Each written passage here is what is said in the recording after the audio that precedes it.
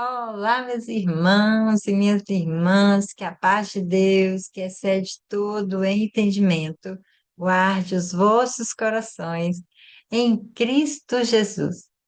Nosso contexto hoje é Números, capítulo 19. Deus é santo e sempre oferece um caminho de purificação para que seu povo viva em comunhão com ele. Nesse texto, nós vemos o contexto que Deus traz para o povo de Israel na sua caminhada no deserto. Frequentemente, eles entravam em contato com a morte, seja por perdas naturais, doenças, consequências de rebelião que sempre ocorriam entre o povo. Segundo a lei, qualquer pessoa que tocasse em um cadáver torna-se ritualmente impura e não poderia participar do culto até ser purificada. Nesse texto, Deus estabelece uma ordenança específica para a purificação do povo, o sacrifício da novilha vermelha. Suas cinzas seriam misturadas com água para formar a água da purificação, utilizada para restaurar aqueles que haviam se tornado impuros. Mais do que uma norma cerimonial, esse capítulo aponta para uma verdade espiritual. Deus deseja um povo santo e ele providencia meios para restaurar aqueles que precisam ser purificados. Meu convite é que você venha à leitura bíblica com essa disponibilidade. O que é que Deus vai falar comigo hoje? Qual lição eu vou tirar desse texto para aplicar em minha vida? Esse é o meu convite, para que você leia a palavra de Deus e ouça Deus falar com você. Vamos à nossa leitura? Números capítulo 19.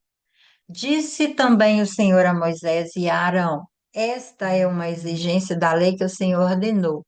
Mande os israelitas trazerem uma novilha vermelha, sem defeito, sem mancha, sobre a qual nunca tenha sido colocada uma canga. Vocês a darão ao sacerdote Eleazar. Ela será levada para fora do acampamento e sacrificada na presença dele. Então o sacerdote Eleazar pegará um pouco do sangue com o dedo e o aspergirá 7 vezes na direção da tenda do encontro.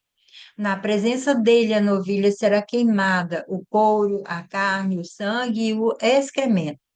O sacerdote apanhará um pedaço de madeira de cedro e sopo e lã vermelha e os atirará ao fogo que estiver queimando a novilha.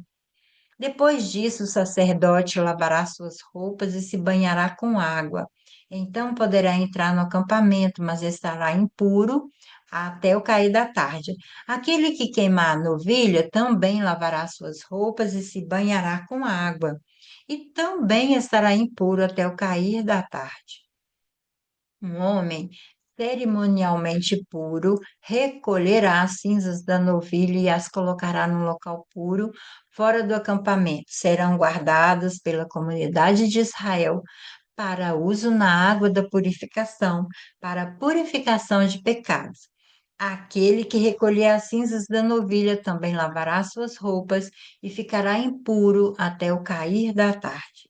Este é um decreto perpétuo, tanto para os israelitas quanto para os estrangeiros residentes. Quem tocar num cadáver humano ficará impuro durante 7 dias. Deverá purificar-se com essa água no terceiro e no sétimo dia. Então estará puro. Mas se não se purificar no terceiro e no sétimo dia, não estará puro. Quem tocar num cadáver humano e não se purificar, contamina o tabernáculo do Senhor e será eliminado de Israel. Ficará impuro porque a água da purificação não foi derramada sobre ele. Sua impureza permanece sobre ele. Esta é a lei que se aplica quando alguém morre numa tenda. Quem entrar na tenda e quem nela estiver ficará impuro 7 dias. E qualquer recipiente que não estiver bem fechado ficará impuro. Quem estiver no campo e tocar em alguém que tenha sido morto à espada, ou em alguém que tenha sofrido morte natural, ou no osso humano, ou num túmulo, ficará impuro durante 7 dias.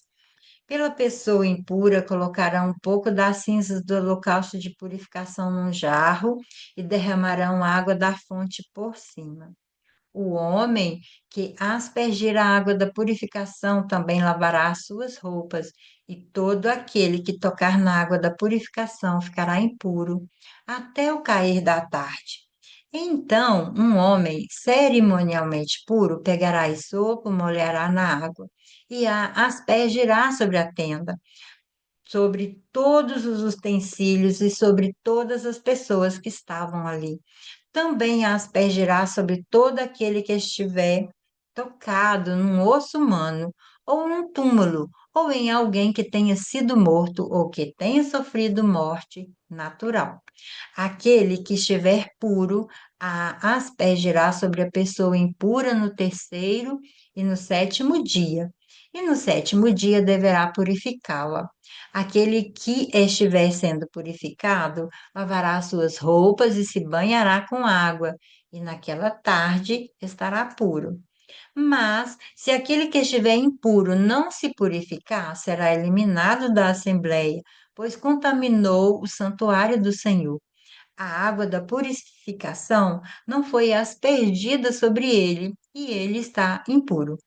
Este é um decreto perpétuo para eles. Qualquer coisa na qual alguém que estiver impuro tocar se tornará impura, e qualquer pessoa que nela tocar ficará impura até o cair da tarde. A novilha vermelha foi uma ordem de que ela fosse escolhida sem defeito e que nunca tivesse se colocado sobre ela um jugo.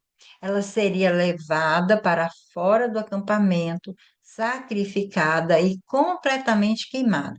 E junto com ela seriam lançados no fogo a madeira de cedro, o isopo e o fio de escarlate. As cinzas seriam recolhidas e guardadas para preparar a água da purificação. A novelha aponta para Jesus Cristo, que foi crucificado fora da cidade e ofereceu o seu sacrifício perfeito para purificar aqueles que creem nele. A impureza causada pelo contato com a morte era um lugar de que, se alguém tocasse em alguém que estava morto, ele se tornava impuro. E essa impureza ficaria nessa pessoa por 7 dias.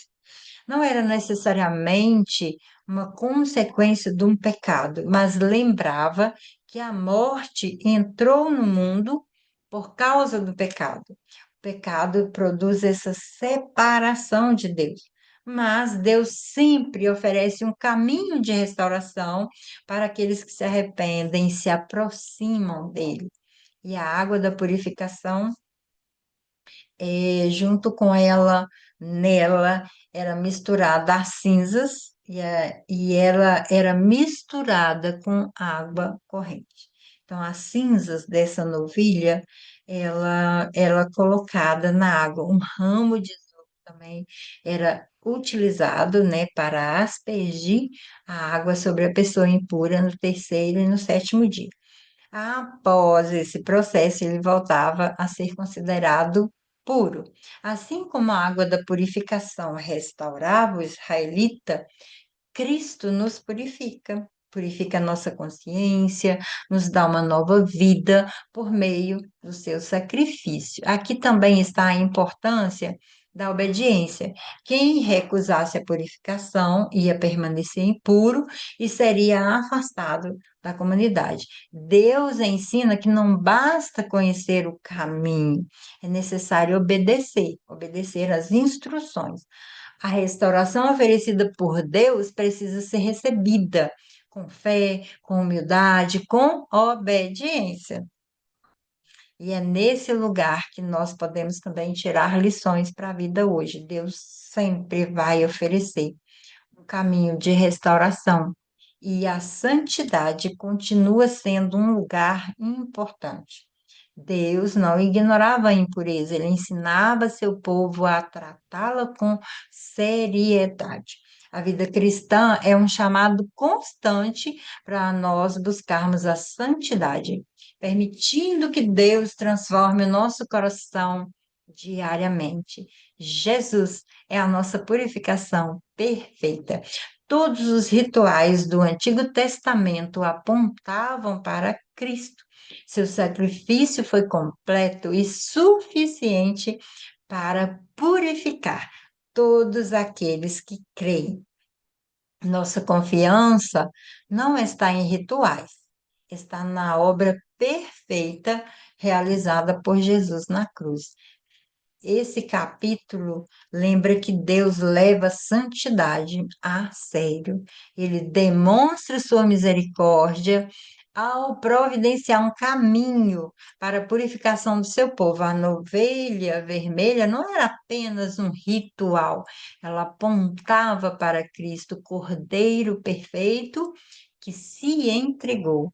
A vida dele foi uma vida de purificar o pecado, de restaurar a comunhão do ser humano com Deus. Hoje, não precisamos repetir esses sacrifícios, pois Cristo realizou essa obra e ela foi completa lá no Calvário. Assim, somos chamados a viver em arrependimento, em santidade, em dependência da graça de Deus, como quando permitimos que Cristo purifique o nosso coração, experimentamos uma vida renovada, marcada pela paz, pela comunhão, pela esperança. Como eu vou me olhar e refletir em relação a isso, é me perguntar: eu tenho permitido que Deus purifique o meu coração e me transforme? Estou buscando viver em santidade ou eu estou simplesmente evitando as consequências? Eu valorizo o sacrifício perfeito que Jesus fez por mim? De que forma eu posso demonstrar no meu dia a dia gratidão pela purificação que eu recebi em Cristo?